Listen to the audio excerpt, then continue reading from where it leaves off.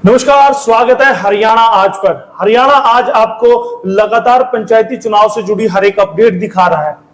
आज दूसरे चरण के जिला परिषद के ब्लॉक समिति के चुनाव संपन्न हुए हैं। आपको बता दूं कि 9 जिलों के चुनाव संपन्न हुए हैं और ये जिले दूसरे चरण में कौन कौन से जिले हैं? अंबाला, चरखी दादरी, गुरुग्राम, कुरुक्षेत्र, रेवाड़ी, रोहतक, सिरसा और सोनीपत जिले इसमें शामिल थे।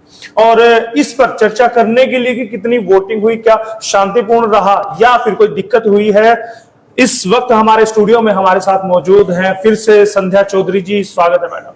बहुत बहुत धन्यवाद सर, और बहुत बहुत धन्यवाद हमारे दर्शकों का। आप हमें सपोर्ट कीजिए क्योंकि निरंतर हम आपके साथ बने हुए हैं। पंच सरपंच के चुनाव का आज दूसरा चरण था जो कि आज 6 बजे तक संपन्न हो चुका है। लेकिन फिर भी जो भी आखिरी लाइन में भी अगर कोई एक शख्स भी लगा है तो जब तक उसका मतदान नहीं संपन्न हो जाता तब तक ये संपन्न नहीं माना जाता है जी। तो अभी भी जो चुनाव है उसमें थोड़ी सी देरी जो संपन्न होने में है, वो थोड़ा सा टाइम जो है वो लग सकता है। मतलब कहा जा सकता है कि फाइनल आंकड़े आने में अभी वक्त लगेगा। हाँ, अभी थोड़ा सा ज्यादा वक्त नहीं लगेगा, लेकिन थोड़ा सा समय जो है फाइनल आंकड़े आने में जरूर लगेगा। और सबसे महत्वपूर्ण है कि इसमें दूसरे चरण में जो है वो सीएम सिटी भी शामिल है, करनाल। जी बिल्कुल बिल्कुल। बनकर आएंगे वो भी चौधरी बन के आएगा। जो भी पंच, सरपंच, जिला परिषद, पंचायत समिति जो भी उस चुन के आएंगे उनको विकास करवाना ही पड़ेगा, क्योंकि उनको पता है कि वो एक गांव के पंच सरपंच बनेंगे, एक जिला परिषद के जो है वो वहां पर उनका पूरा सिक्का चलेगा। अगर वो विकास नहीं करवाते हैं तो लोग जो है उनको अगली बार जो है वो गद्दी नहीं सौंपने वाले हैं। और अब ये जो लोग हैं वो आपके आसपास के ही लोग होते हैं, आपसे जुड़े हुए लोग होते हैं, आपके मतलब आपके स्टार्टिंग पॉइंट को भी वो जानते हैं। इसीलिए आपके पास कोई ऑप्शन नहीं बचता है, आपको विकास करवाना ही पड़ता है। मैडम, मैं दर्शकों को बता दूं कि दूसरे चरण में कुल 48,39,748 मतदाता हैं। जी हाँ, एक बार फिर से नोट कर लीजिएगा, 48,39,748 मतदाता लोगों की किस्मत का, चौधरियों की किस्मत का फैसला करने वाले हैं।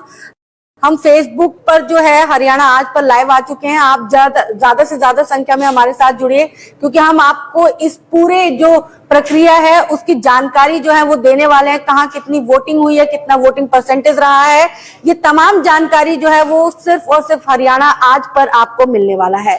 मैडम, दूसरे चरण में कितने प्रत्याशियों ने अपने भाग्य आजमाया है? देखिए, दूसरे चरण में जो है 5,953 प्रत्याशियों की किस्मत जो है वो दांव पर लगी है।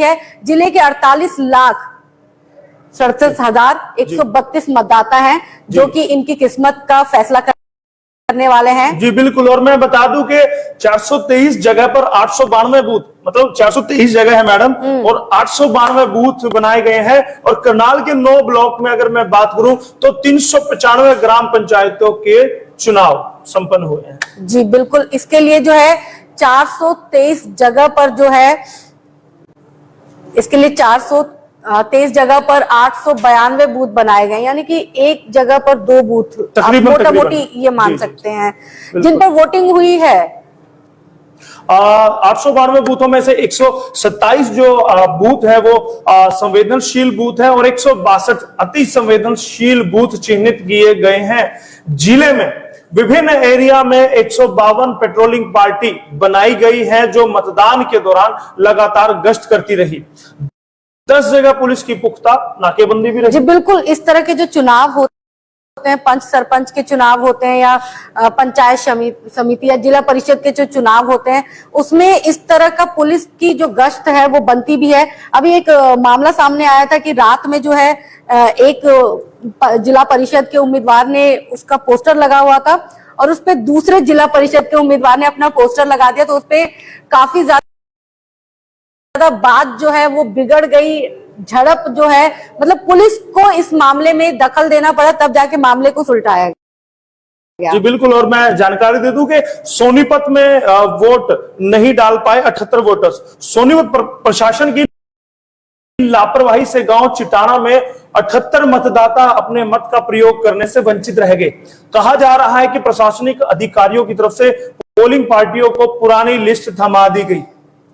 देखिएगा, गजब का मामला है। लेकिन इसमें वो जो है तत्काल इसमें परिवर्तन भी कर सकते थे, लेकिन ये नहीं किया गया। ये बड़ी खामी रही। लेकिन लापरवाही, कई बार छोटी छोटी चीजें मिस हो जाती हैं, लेकिन उस लापरवाही को तुरंत अगर सही कर लिया जाए तो फिर बात बन सकती है। बिल्कुल। और दर्शकों से मैं निवेदन करूंगा कि हमारे साथ बने रहिएगा, हमारे वीडियो को शेयर कीजिएगा, क्योंकि दोस्तों हम बताने वाले हैं आपके गांव से, आपके जिले से कितना मतदान हुआ है वो आपको बताने वाले हैं। क्या पहले चरण के मुकाबले इस चरण में वोटिंग परसेंटेज बढ़ी है या फिर गिरी है, वो भी बताएंगे।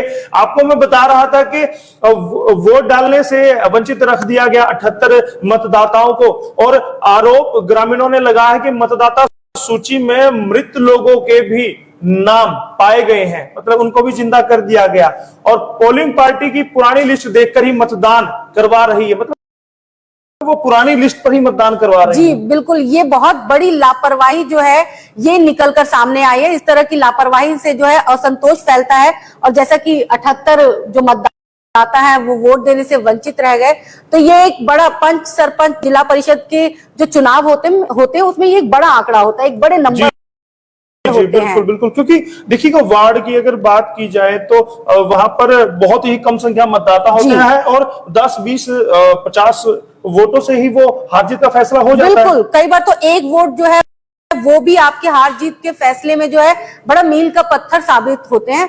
तो एक एक वोट जो है वो महत्वपूर्ण जो है वो वोट है, और यहाँ तो बात 78 वोटों की हो रही है। 78 वोट जो है वो बहुत ज्यादा मायने रखता है इस चुनाव में। जी, और दोस्तों आपको बता दूं कि शाम 5 बजे तक का जो डाटा हमारे पास अभी तक पहुंचा है उसके अनुसार 63.9% मतदान हुआ है।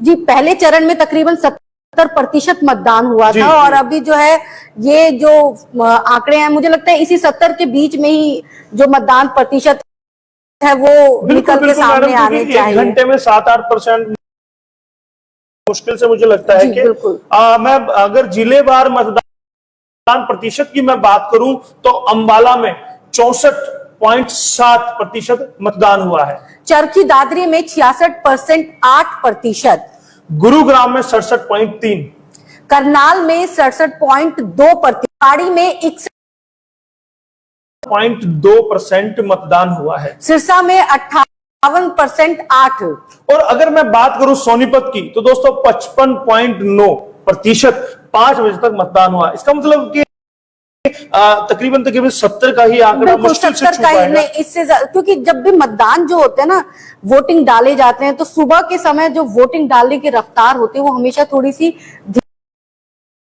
धीमी होती है, थोड़ी सी दोपहर में बढ़ती है।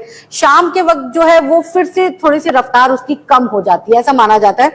तो 70% के आसपास जो है ये कुल आंकड़े रहने वाले हैं। हालांकि हो सकता है कोई चमत्कार हो जाए तो फिर आंकड़े बढ़ भी सकते हैं। जी, चलिएगा, चमत्कार की उम्मीद हम करेंगे कि वोटिंग परसेंट बढ़े, लोगों का लोकतंत्र में विश्वास जगे और एक अच्छी छवि का व्यक्ति चुनकर आए।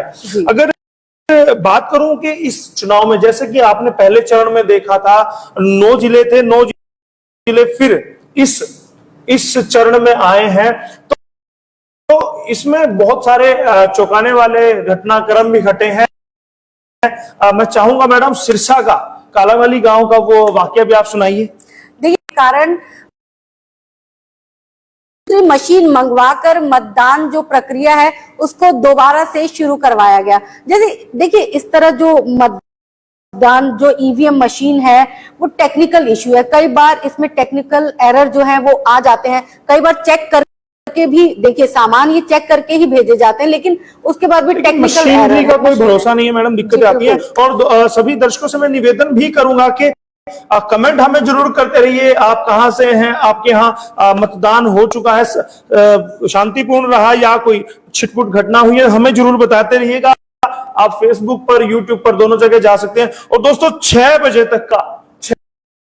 तक का अपडेट भी आ चुका है। जैसे मैडम मैंने संख्या जाहिर की थी तो उसी तरह से ये परिणाम सामने आए हैं। आप देख सकते हैं शाम के 6 बजे तक हरियाणा के दूसरे चरण में 67.5% मतदान हुआ है और चरखी दादरी में 69.5% मतदान अभी तक हो चुका है। और अगर अंबाला की मैं बात करूं, फाइनल जो प्रतिशत रहा है 67.2 रहा है। गुरुग्राम, आप बताइए मैडम। जी, गुरुग्राम में 74.0% रहा है। करनाल की अगर मैं बात करूं, सीएम सिटी है लेकिन 69% यानी 69% वहां पर वोटिंग हुई है।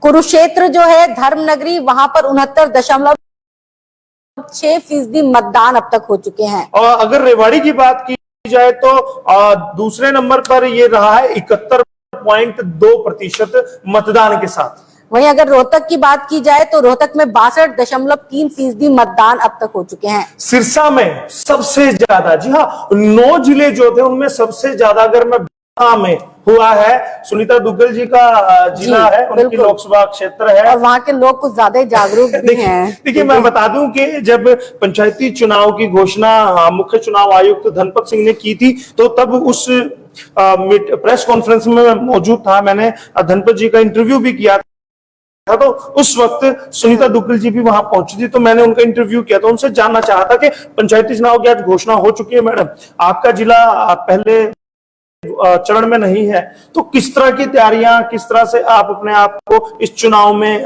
रखेंगे। तो उन्होंने कहा था कि मेरा अपना लोकसभा क्षेत्र है, तो मैं गांव में दौरे करूंगी, लोगों को अवेयर करूंगी और अपनी पार्टी के लिए तो प्रचार करूंगी, साथ ही साथ चुनाव के लिए, वोटिंग के लिए भी लोगों को अवेयर करूंगी। देखिए, ये बहुत महत्वपूर्ण भी होता है क्योंकि आपके जो जनप्रतिनिधि होते हैं वो उनकी बात जो है वो अक्सर लोग मानते हैं, और अगर जनप्रतिनिधि आपसे ये गुजारिश या आग्रह कर रहे हैं कि आप ज्यादा से ज्यादा संख्या में वोट डालने के लिए जाएं, तो ये लोग मानते हैं और इसका परिणाम जो है वो भी सामने आता है। तो खुद जनप्रतिनिधि आपसे आग्रह कर रहे हैं जी। और सेंसिटिव पोलिंग बूथों की संख्या 976 रही है दोस्तों, और 9 जिलों में हाइपर सेंसिटिव पोलिंग बूथों की संख्या 1023 थी। और पहले चरण में जैसे कि हमने आपको बताया, पहले चरण में जो मतदान हुआ शांतिपूर्ण रहा, छिटपुट घटनाएं थी जी, छिटपुट घटनाओं। दूसरे चरण में भी कुछ ऐसे ही नतीजे आए। इसी तरह की घटनाएं, देखिए मतदान है तो मतदान प्रक्रिया के दौरान इस तरह की घटनाएं ना हो, तो मुझे इस तरह की छुटपुट हिंसा की घटनाएं हो गई, ईवीएम खराब होना, ये जो चीजें हैं ये जरूर सामने आती हैं। जी जी। और मैं कुछ घटनाओं का जिक्र मैंने आपसे पहले भी कहा था कि हम आपको घटनाएं बताएंगे कहां पर क्या क्या अपडेट्स हुई है। अगर आप बात की जाए चुनाव वाले जिलों में, सीएम मनोहर लाल खट्टर साहब का जिला करनाल भी है और गृह मंत्री विज साहब का जिला अंबाला भी शामिल रहा। 12 नवंबर को इन्हीं 9 जिलों में पंच सरपंच के लिए भी वोट डाले जाएंगे। तो आपको नहीं लगता मैडम इस बार कुछ दुविधा वाला, और एक जो ये पर्व होता है लोकतंत्र का सबसे बड़ा पर्व माना जाता है, लेकिन इस बार लंबा हो गया जी। इस बार एक तो 3 चरणों में जो ये चुनाव है वो हुआ, उसके बाद जो है इस बार चुनाव आयोग ने जिला परिषद और पंचायत समिति के लिए अलग समय रखा, अलग दिन रखा, और पंच सरपंच के लिए जो है वो अलग दिन तय किया गया। तो कहने का मतलब है कि हरियाणा के जो लोग हैं इस बार 2 दिन में 2 बार वोट डालने वाले हैं। परेशानी वाला भी है क्योंकि पहले क्या होता था मैडम, वो जाते थे 4 वोट एकदम से डाल देते थे और वो कहानी खत्म होती थी, लेकिन इस बार दिन भी अलग है जी बिल्कुल, और इस बार गैप भी है और जिले दर जिले भी अलग है, तो बहुत लंबा ये पूरी प्रोसेस होती दिखाई दे रही है। दरअसल इसके पीछे भी एक वजह है कि ये लंबा प्रोसेस इसलिए किया गया क्योंकि देखिए पुलिस बल जो है आपके पास, अगर आप पूरे जिले में करवाते हैं, पूरे राज्य में अगर आपके पंच सरपंच जिला परिषद या पंचायत समिति के चुनाव एक साथ होते तो आपको एक बहुत बड़ा फोर्स जो है वो लगाना पड़ता है, लेकिन जब आप इनको टुकड़ों में करवाते हैं तो वही फोर्स जो है एक जगह आपको मिल जाता है। तो इसका फायदा भी होता है कि जो हिंसा की खबरें हैं नहीं आती है, मतलब आप इसको शांतिपूर्ण और निष्पक्ष चुनाव जो है उसको करवाने में आपको मदद मिलती है। तो ये एक तरह से एक अगर पॉइंट माना जाए तो ये एक पॉइंट सकारात्मक भी है इसमें। जी जी। देखिए, जब मैं धनपत जी से मैंने पूछा था ऐसा क्यों किया, उन्होंने कहा कि गृह मंत्री का प्रोग्राम है और जो सभी राज्यों के मुख्यमंत्री हैं, गृह मंत्री हैं, डीजीपी वो आने वाले हैं, तो वहां पर फोर्स लगा दी गई है। तो इस करके थोड़ा सा हमें चरणों को बांटना पड़ा है, लेकिन 3 चरण वाला मेरी समझ से परे है। वजह क्या है? परिसीमन का भी कोई ऐसी कोई समस्या नहीं थी। हाँ। चलिएगा अब आगे मैं बता दूं आपको, युवा, नौजवान, बुजुर्ग मतदान में बढ़ चढ़कर भाग ले रहे हैं। मतदान को लेकर इतना उत्साह नजर आया कि कोई अपनी मां को गोद में उठाकर वोट डलवाने के लिए पहुंचा, तो कोई अपने विकलांग परिजनों को व्हील चेयर पर बैठाकर पोलिंग बूथ पर पहुंचे। अंबाला के गांव फतेहगढ़ में वोटर लिस्ट में से 40-50 ग्रामीणों के नाम गायब होने से फिर हंगामा हो गया। देखिए, यहाँ तो कहाँ वोट से नाम काट दिए गए थे जी। और यहाँ तो सीधा गायब ही कर दिया गया है। तो मतलब ये नाम कट गए तो फिर भी संतुष्टि है, लेकिन ये वोट ही इनका काट दिया गया, नाम ही गायब कर दिया गया, तो उनके तो अस्तित्व पे ही खतरा हो गया। जी बिल्कुल। और जब इसकी भनक डीएसपी रमेश कुमार को लगी, पंजोखरा थाना प्रभारी समेत भारी पुलिस बल के साथ मौके पर पहुंच गए और यहां पुलिस ने ग्रामीणों को समझाया। वहीं अंबाला के गांव अधोई में मैडम क्या हुआ वो भी बता दीजिए। बूथ नंबर 86 पर तैनात हेड कांस्टेबल अर्जुन सिंह जो है, वो उनको नशे के हालत में काबू में किया गया। पुलिस बूथ पर तैनात टहल सिंह ने बताया कि अर्जुन सिंह ड्यूटी पर तैनात थे और उस वक्त उन्होंने शराब पी रखी थी। सरकारी स्कूल में सरेआम वो हुड़दंग कर रहे थे, जिसकी वजह से पोलिंग बूथ पर काफी परेशानी का सामना करना पड़ा। बराड़ा थाना पुलिस ने फिर उनके खिलाफ केस दर्ज कर उनको गिरफ्तार कर लिया गया। देखिए, ये तो काफी मतलब निंदनीय है। ये तो अमानत में खयानत हो गई है। बिल्कुल बिल्कुल। आप जब भी आपको कोई जिम्मेदारी दी जाती है तो उम्मीद की जाती है कि आप उस जिम्मेदारी को पूरे तन्मयता के साथ निभाएंगे।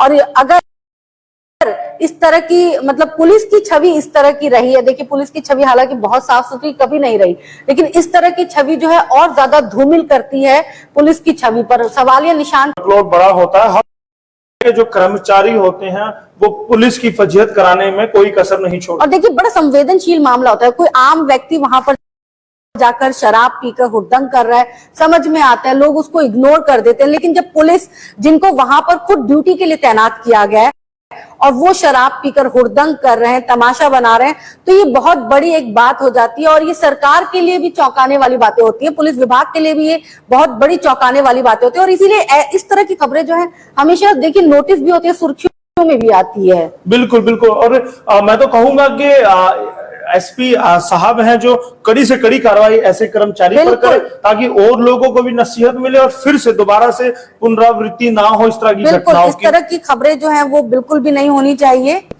और इसी दौरान हमारे दर्शक हैं जुड़ने शुरू हो चुके हैं। आशीष गुप्ता जी कहते हैं, सर पंचायत चुनाव कब कवर करने आ रहे हैं? जी आशीष गुप्ता जी, बहुत बहुत धन्यवाद, आपने हमें कमेंट किया और आप चाहते हैं कि हरियाणा आज की टीम आपके गांव पहुंचे। बिल्कुल हम जरूर आएंगे, बस आपको थोड़ा सा विलंब करना होगा क्योंकि टीमें हमारी निकल चुकी है और जल्द आपके गांव में भी हम पहुंचेंगे।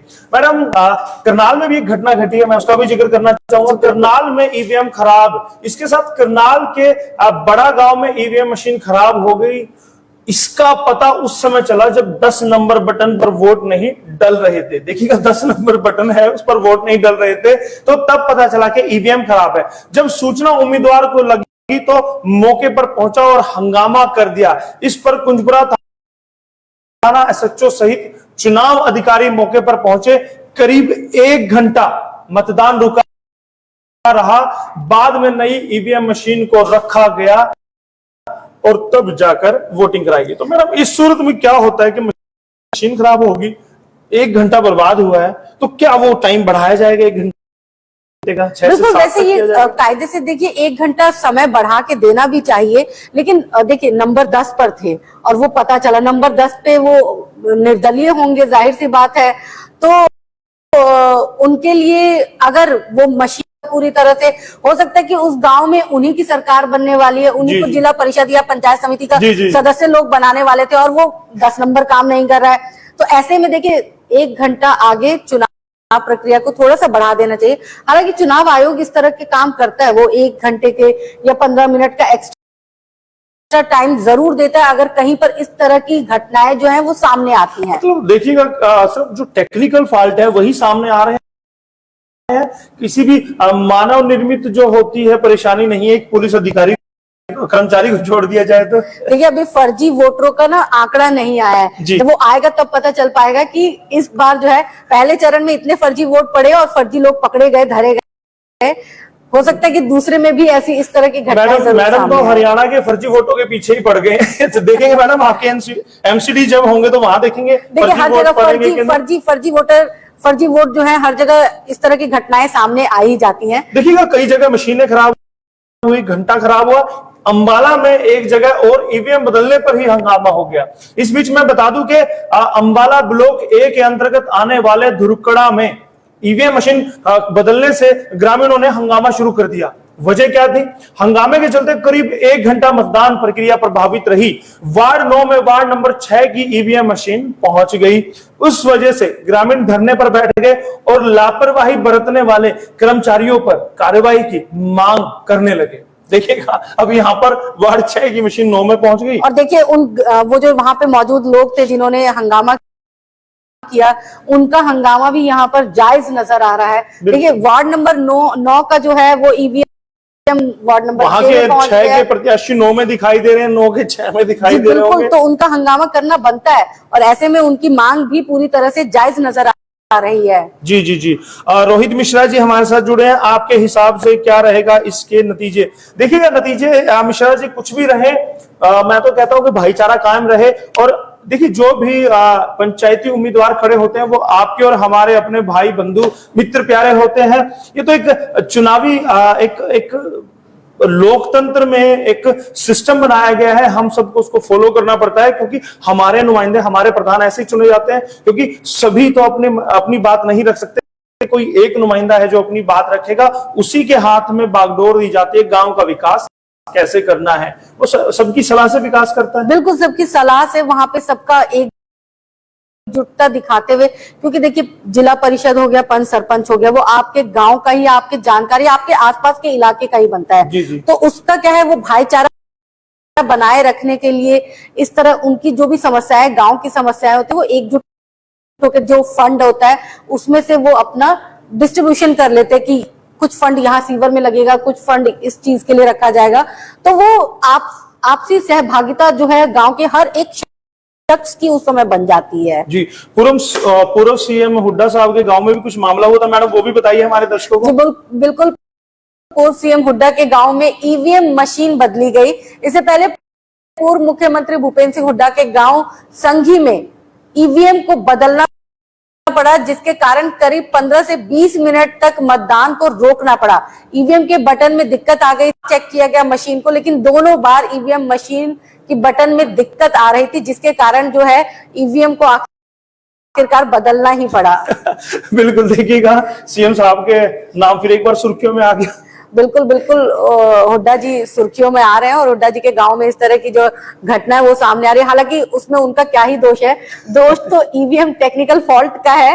और टेक्निकल फॉल्ट तो देखिए कभी भी कहीं भी आ सकता है। हमारे भी घर के गैजेट है वो खराब हो सकते हैं। तो इस तरह के मामलात में लोगों को शांति बरतनी चाहिए, आपसी सौहार्द प्रेम का परिचय देना चाहिए। देखिए कई जगह पर क्या होता है कि जो जो अधिकारी होते हैं उनके साथ बहस होते हैं, लड़ाई झगड़े भी होते हैं। तो इस तरह की मामले ना करें, इस तरह की घटनाएं ना घटे, उसके लिए हमें और आपको सभ्य बने रहना होगा। बिल्कुल देखिए सारी जितनी भी समस्याएं हैं उन सबका जो समाधान है वो शांतिपूर्वक तरीके से निपटाया जा सकता है। मार धाड़ और ये झड़प से किसी भी समस्या का समाधान नहीं निपटाया जा सकता। तो एक उचित जो है कार्रवाई की जाए और इस तरह से जो है मतलब सौहार्द बनाते हुए जो है वो चुनावी प्रक्रिया, चुनावी आप इसे बोल सकते त्योहार जो है इसको मनाने की कोशिश की जाए। बिल्कुल बिल्कुल। मैं बता दूं कि रोहतक में आधी रात, जैसा मैडम ने भी जिक्र किया था, पोस्टर पर भी भीड़ पड़े थे उम्मीदवार।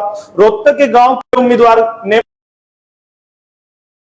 नंबर 6 के उम्मीदवार संजीत ने कहा कि उसके पहले से पोस्टर लगे हुए थे, लेकिन गांव के ही दूसरे उम्मीदवार ने अपने पोस्टर उसके पोस्टर के ऊपर लगा दिए।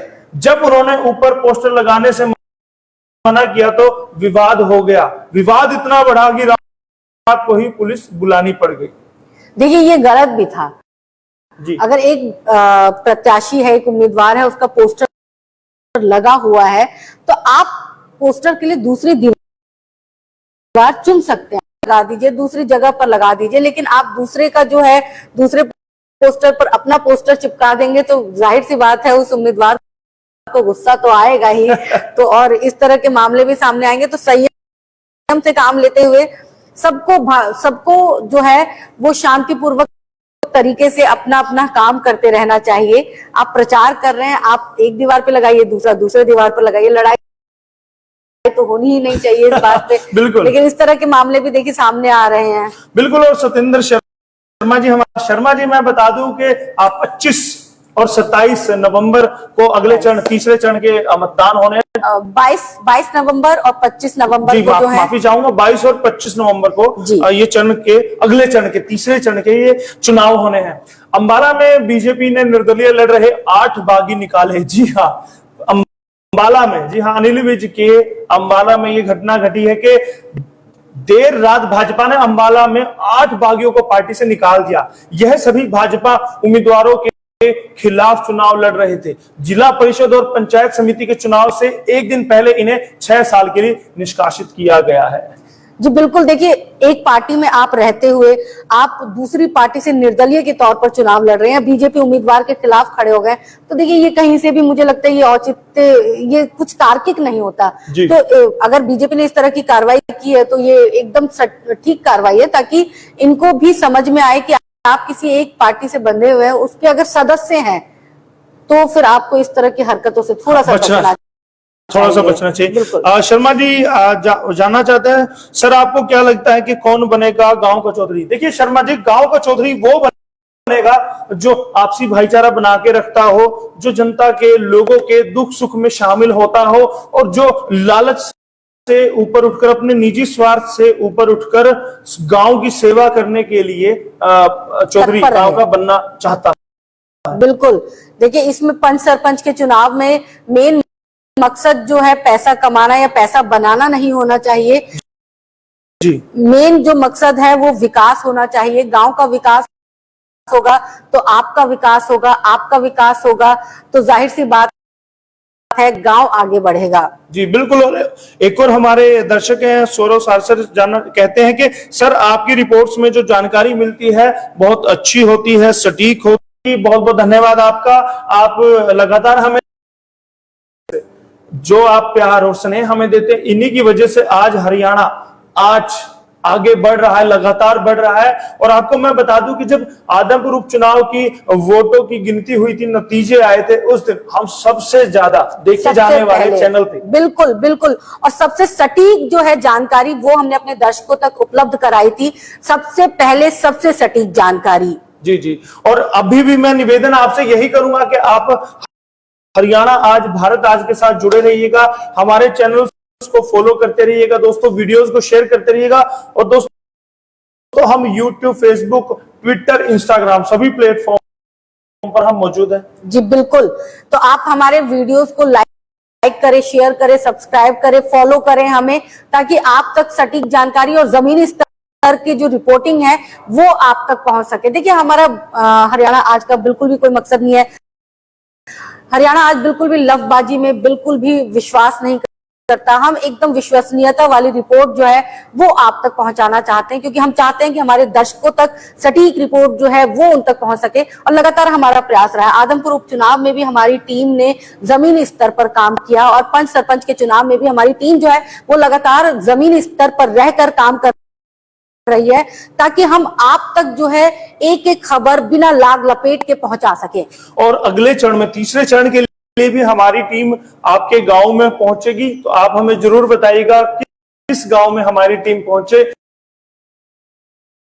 वो आप बताएंगे। कहते हैं अद्भुत। प्रदीप ढिंगरा जी लिखते हैं यशपाल सर बहुत सिंपल भाषा में जानकारी देते हैं। जी जी, बहुत बहुत धन्यवाद सर। अगर आपको हमारी भाषा अच्छी लगती है, सिंपल लगती है, तो बहुत धन्यवाद है और आभारी हैं हम आपके। बिल्कुल, आपका बहुत बहुत आभार है जो आप हम पर विश्वास जो है वो दिखा रहे हैं, और यही विश्वास का असर है कि हम आप तक इस तरह की जो रिपोर्ट है वो लेकर आ पा रहे हैं। चलिए, अब मैं बहुत बहुत धन्यवाद करूंगा सभी दर्शकों का, निवेदन करूंगा वीडियो को शेयर जरूर कीजिएगा दोस्तों। बहुत बहुत धन्यवाद। हरियाणा आज के लिए मैं यशपाल कंचन, संध्या चौधरी के साथ।